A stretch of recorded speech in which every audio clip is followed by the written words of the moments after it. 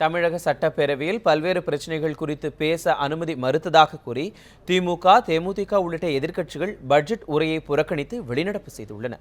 தமிழக சட்டப்பேரவையின் பட்ஜெட் கூட்டத்தொடர் இன்று காலை தொடங்கியவுடன் அரசு ஊழியர்கள் பிரச்சினை தொடர்பாக பேச அனுமதி கேட்டு திமுக சட்டமன்ற உறுப்பினர்கள் முழக்கங்களை எழுப்பினர்.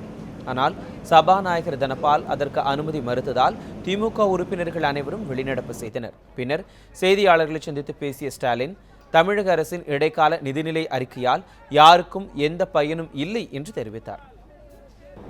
அதிமுக ஆட்சியை பொறுத்தவரையில் இடைக்கால நிதிநிலை அறிக்கையை அவையில வைக்கக்கூடிய தார்மீக உரிமையை இழந்து போயிருக்கிறது.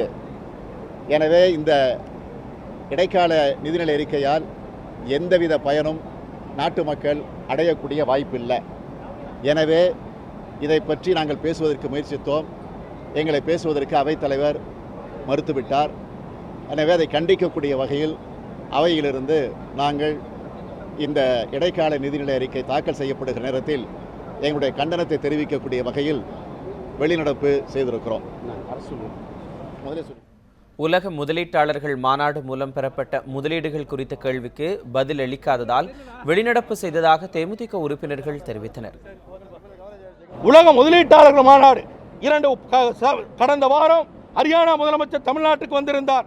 அவர் 2 லட்சம் கோடி முதலீடு எந்த வகையில் வந்திருக்கிறது என்பதை வெட்ட வெளிச்சமாக பத்திரிகையாளர் முன்னிலையில் அவர் சொல்லியிருக்கிறார். ஆனால் முதலமைச்சர் ஜெயலலிதா அந்த உலக முதலீட்டாளர் மாநாடு முடிந்த பிறகு அறிக்கையின் வாயிலாக 2,42,000 கோடி முதலீடு வருகிறது என்று சொன்னார். ஆனால் இதுவரையிலும் ₹1 முதலீடு எந்த இடத்திலே செய்யப்பட்டிருக்கிறது என்பதை அவர் சொல்வதற்கு தயாரா என்பதை உங்கள் மூலமாக கேள்வியாக வைக்கின்றோம்.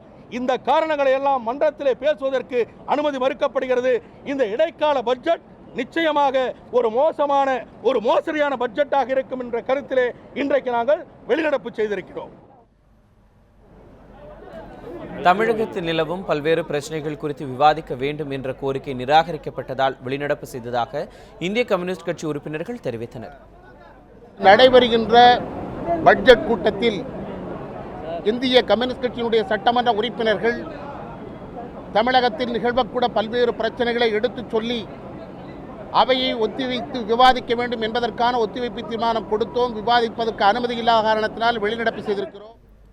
அவிநாசி அத்திக்கடவு கூட்டு குடிநீர் திட்டம் நிறைவேற்றம் குறித்த கேள்வி எழுப்பியதுக்கு அரசு தரப்பில் பதில் அளிக்காததால் வெளிநடப்பு செய்ததாக மார்க்சிஸ்ட் கம்யூனிஸ்ட் குழு தலைவர் சௌந்தரராஜன் தெரிவித்தார். அத்திக்கடவு அவிநாசி அந்த திட்டம் கிட்டத்தட்ட 50 ஆண்டுகளாக பேசப்படுகிற திட்டமாகவே இருக்கிறது. கடந்த 10 நாட்களாக விவசாயிகள் உண்ணாவிரதம் இருக்கிறார்கள். பலர் மயங்குகிற நிலைமை ஏற்பட்டிருக்கிறது. அது குறித்து உடனடியாக ஒரு வாக்குறுதியை, இவ்வளவு பணம் ஒதுக்குகிறோம், இத்தனை காலத்திற்குள் முடிப்போம் என்கிற ஒரு வாக்குறுதியை கொடுக்க வேண்டும் என்று நாங்கள் இன்றைக்கு வலியுறுத்தினோம். அதற்கும் வாய்ப்பு தரப்படவில்லை. ஆகவே சட்டசபையிலிருந்து நாங்கள் வெளிநடப்பு செய்திருக்கிறோம் என்று மார்க்சிஸ்ட் கம்யூனிஸ்ட் கட்சியின் சார்பிலே தெரிவித்துக் கொள்கிறேன். வெள்ளத்தால் பாதிக்கப்பட்ட தூத்துக்குடி மக்களுக்கு எந்த நிவாரணமும் வழங்கப்படவில்லை என குற்றம் சாட்டி புதிய தமிழகம் கட்சியும் வெளிநடப்பு செய்தது.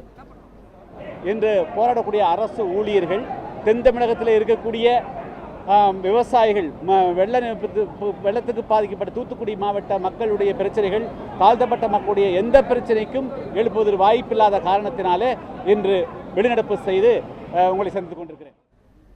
அவிநாசி அத்திக்கடவு திட்டம் உள்ளிட்ட தமிழகத்தின் பல்வேறு பிரச்சனைகள் குறித்து பேச அனுமதி மறுக்கப்பட்டதால் அவையில் இருந்து வெளிநடப்பு செய்ததாக காங்கிரஸ் உறுப்பினர்கள் தெரிவித்தனர். அவிநாசி அத்திக்கடை ஸ்கீம் இம்ப்ளிமெண்ட் பண்ண வேண்டும். அது மட்டும் இல்லாமல் இன்னைக்கு அரசாங்க ஊழியர்கள் இன்னைக்கு தர்ணா போராட்டத்தை பண்ணிருக்காங்க.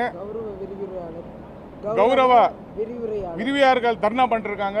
தயவு செய்து இதை கவர்னர் உடனடியாக அரசாங்கம் அவங்க மேல கவனம் செலுத்தணும்னு சொல்லி இன்னைக்கு காங்கிரஸ் சார்பில் நானும் என சாக எம்எல்ஏக்கள் இன்னைக்கு நாங்கள் முழுமையாக பைகாட் பண்ணிட்டு இருக்கிறோம்.